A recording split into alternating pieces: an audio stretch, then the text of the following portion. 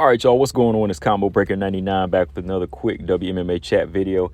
All right, y'all, like usual, like I said, just a few topics I want to run through, kind of give y'all my thoughts on. But this one, I got 5 fights that I want to run through because I know some people mentioned these fights to me, but I haven't got a chance to really get my thoughts on these matchups. And this is a good way for me to kind of keep a good fight calendar for myself because some of these fights be popping up and I'm like, wait a minute, I didn't know that was happening, So let me go ahead and run through these quick fights. Got a couple of strawweight fights and a few bantamweight fights.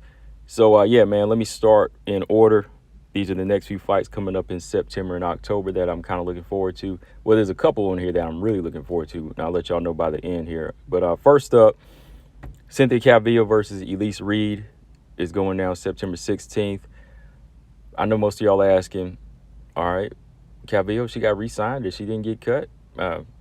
I was asking myself the same thing. But, yeah, Calvillo, I guess they're giving her another chance. I mean, shout out to Cynthia Calvillo. I mean, she's kind of had a rough run at flyweight. I didn't really think that was a good choice for her personally, from the outside looking in. And, just looking at her size and what I believe she's capable of at 115, I've always thought that was her home. And, she just, took it back to her roots of wrestling and grappling. Because to me, Calvillo, I thought she had some of the best, ground and pound and best grappling at 115. And I thought if she would have been more disciplined and stayed on weight, she probably would have, challenged for the title by now or been a contender. Or who knows, she could have been a champion by now. She could have won the belt at strawweight had she, evolved and just got better with her grappling and physical strength overall. But, she took the turn to 125, didn't go well for her. Now she's on a 5-fight losing streak. Her last fight out against Lupe Godinez, she didn't look too bad. She made her return back to 115. To me, I thought she looked okay. She could have got the W. But, she's getting another chance against Elise Reed. Elise Reed's 3-3 in the UFC. Last fight, she got a win over Jinu Fry. So I know she's looking to get a win over another veteran in Cynthia Calvillo. Elise Reed, pretty good taekwondo. I still think she's developing on the ground. She's still trying to work towards, being active off of her back. I think she needs to just improve a little bit more on her takedown defense and maybe fight off a jab a little bit more. She has a good low kick attack and a pretty good right hand.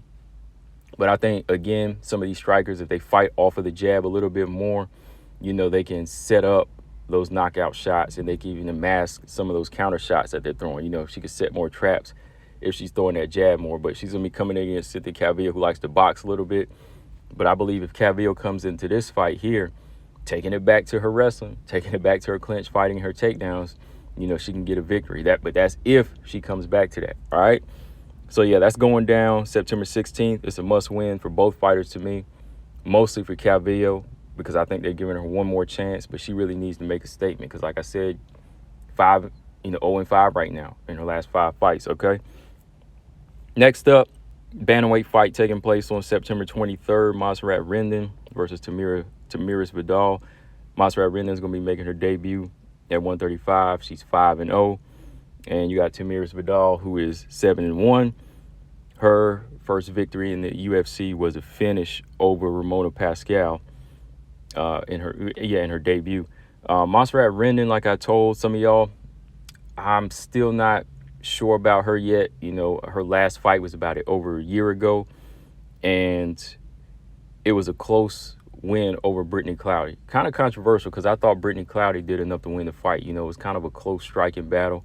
Maserat Rendon, she has some pretty good power shots, but she's going to need that against Tamira Vidal. To me, Tamira Vidal, she's a hard hitter. She's a hard hitter. She looks to finish, and she has a pretty okay ground game from some of her early fights that I've seen. So, she's going to be going there against a physically strong fighter. So Maserat Rendon going to have to use her boxing a little bit smarter and not be stingy with her shots. So we'll see how that one turns out. October 7th, this is the one I'm looking forward to right here. Kanaka Murata. Shout out to Kanaka Murata, man. She's making a return against a dangerous grappler in Vanessa Demopoulos. Kanaka Murata, she's been out for 2 years, as y'all know. Verna Genderova, man. As much as I wanted to go Murata in that fight, which I think I did. I think I picked her. I'm not sure if I did pick her, but I thought Verna Genderova just had the perfect style to do what she did. Like I said, Kanaka Murata, she can get kind of reckless in the guard. And Verna Genderova put the armbar on her, which she survived, but not without breaking her arm in that fight. She suffered a broken arm and I believe an injured shoulder as well. So it kept her out for about 2 years. Kanaka Murata's been out for 2 years. She's 1-1 in the UFC. Vanessa Demopoulos, she's 3-2.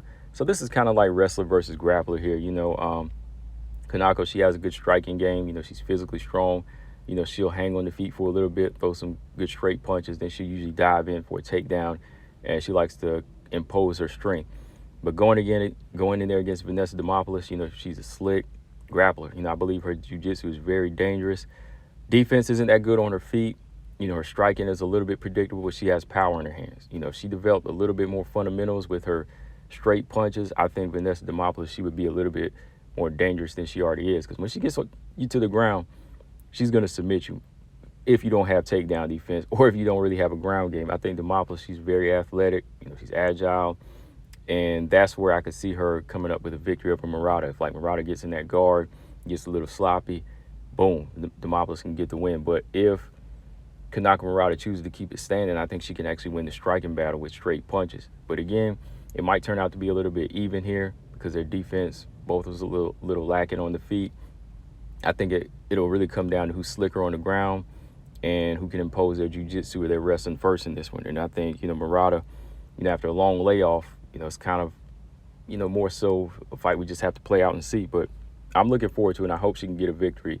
But I like Demopoulos as well. But, Murata has been one I've been watching for a minute, pretty closely. October 14th, bantamweights, we got Irina, the Russian Ronda Axleva, making her return against Melissa Dixon. All right. So as y'all know, Axleva, the Russian Ronda, she's 5-1. First victory was against Samantha Edgar in her debut. She missed weight. But aside from the weight issues, I will say that she showed some slick submission skills, some pretty solid, just veteran moves as Stephanie Edgar was coming in on her. She was able to just pull off that slick submission. She's a character. It's kind of needed. She's kind of like a cheap little Conor McGregor impression going on. She got that little cheap Conor McGregor impression going on there. Like I said, she just needs to stay on point and make weight, whether it be 145 or 135. And she'll kind of bring some life to the division with her attitude. And she likes to fight. She comes in there swinging. Going in here against Melissa Dixon, who's making her debut, also 5-0. From what I've seen from her, she's a tough clinch fighter, good takedowns, good ground and pound. But again, defense is still lacking. She's wide open for shots. I was watching that fight with her and Zalesnikova, who also got signed. Zalesnikova was tagging her. She was tagging her before she got that controversial ground and pound finish over Zalesnikova. So she's one to watch out for, but Irina's Axleva's jiu-jitsu is going to be a problem. And even on the feet, her heavy hands could be a problem for Melissa Dixon. So we'll see if Melissa Dixon can control on the inside, use her, low center of gravity to her advantage against the cage, maybe fight a little on the cage and maybe get Irina Axleva on her back. But again, you just got to be careful. Irina Axleva, her submission skills, her jiu-jitsu is pretty good. So we'll see, man. A lot of these bantamweights, they still have to answer a lot of questions. They still got to work on their defense and just come in here and make big statements, right? All right, last but not least, also on the same card, October 14th, we got Emily Dakota versus Ashley Yoder. All right, y'all, again, shout out to my girl here, Emily Dakota. Been watching her for a minute, and, I thought she was going to come through and just make a big statement. She's faced a lot of different styles, Bellator, Invicta, LFA, I believe, too, right? She's been in the game for a minute. But right now, she's currently 1-2 in the UFC. Just shows you that there's levels to it, man. There's just levels to it. The UFC, they do, for the most part, pick some of the best fighters, right? So Emily Dakota, like I said, currently 1-2. She beat Jessica Panay, lost to Angela Hill and Lupe Godinez. And I think, for one, it's just like a lack of adjustments with Emily Dakota. It's a lack of head movement. I believe she has to mix it up a little bit more with the jab. She throws a nice straight right hand, but sometimes I think she leads with that right hand a little too much. She needs to start masking the right hand. And that's something I'm saying a lot in my videos as of lately, because a lot of these girls, they're not throwing like that consistent jab. I mean, go back and look at this Terrence Crawford and Errol Spence fight this past weekend, y'all. I mean, for real, I'm serious when I'm talking about this jab. This jab can do wonders for you. I mean, Terrence Crawford alone, just dominated Errol Spence with one jab. All right, that tells you something. I mean, like I said, in that fight, tie his left hand behind his back, and that southpaw jab was enough to rip Errol Spence apart. All right, so when I say use that straight jab, whoever can get it going first, you have opportunities ahead of you, especially in MMA. If you can throw a good jab and knock your opponent off balance, you can get in there easy, whether you want to wrestle, clinch, or if you want to continue striking, or if you want to set up a pretty head kick. All of it can be set up with just a good straight jab. You know, it's an offensive and a defensive weapon. So I believe Emily Dakota pumps that jab out a little bit more, head, chest, body, you know, and just keeps her opponent off balance with it. The right hand will flow so much nicer. And, you know, she can take her head off the line, you know, like Rocky Pennington does with her jab. You know, she'll throw it, take her head off the line, you know. So need to see a little bit more of that from Dakota, just like a mixture. You know, you need to see a volume. Now, you know, different selection, like a wide selection, you know, a little bit of volume, not just leading with the right hand, all right? So her opponent, Ashley Yoder, is 1-4. You know, she's currently on a 2-fight losing streak. But, you know, Ashley Yoder, I got to give this girl credit. She's tough, man. She's been in the UFC for like 4 or 5 years now. 10 fights in, right? And I believe she's 3-7. But hasn't been finished, you know. So that's just something about her. This girl's tough now. You know, she's long, lanky, good grappler. To me, she lacks a little bit of strength and force on the ground. That's one reason why she hasn't really finished anybody or really been able to dominate. Doesn't really have that speed to avoid strikes, you know, but she's always game and durable. Like she's, like I said, long and lanky, and she can use it to her advantage as far as like controlling girls. You know, she's got that frame where she's like a snake. You know, she can just wrap you up and win rounds that way. I mean, she did, to me, in my opinion, I thought she had beat McKenzie Dern a few years ago. I thought she did enough to beat McKenzie, but it didn't go her way. But since then, you know, she's just kind of been up and down, you know, just taking fights and going through the motions.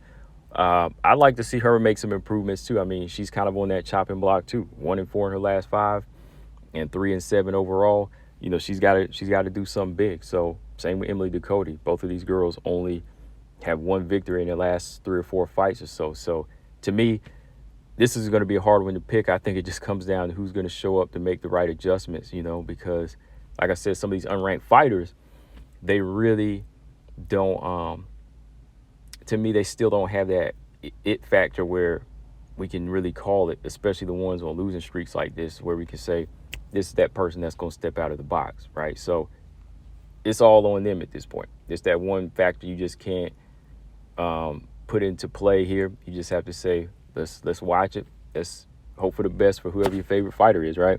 All right, so yeah, man. Yeah, I just wanted to come through and talk about these fights real quick, you know, in this little fight calendar type of WMMA chat I wanted to do. And out of all these, I think I'm really looking forward to Kanaka Murata versus Vanessa Demopoulos, because Demopoulos brings it and Murata brings it. And with her being out for 2 years, you know, I'm ready to see her get back into action and, you know, add her style to this growing strawweight division. I'm also interested in the Russian Ronda and Melissa Dixon fight, because I want to see what Melissa Dixon, what she can do. And I want to see what type of annex we're going to get from the Russian Ronda as well. All right. So, yeah, man, guys, let me know in the comment section what y'all want to see. You know, who do you think's on the chopping block after this fight card, or, you know, these next couple of fights? Who really needs a win out of these 5 fights, and who you're looking forward to pull it out and make a statement out of these 5 fights. Make sure y'all subscribe. Combo Breaker 99. I'm out. Subscribe. Peace.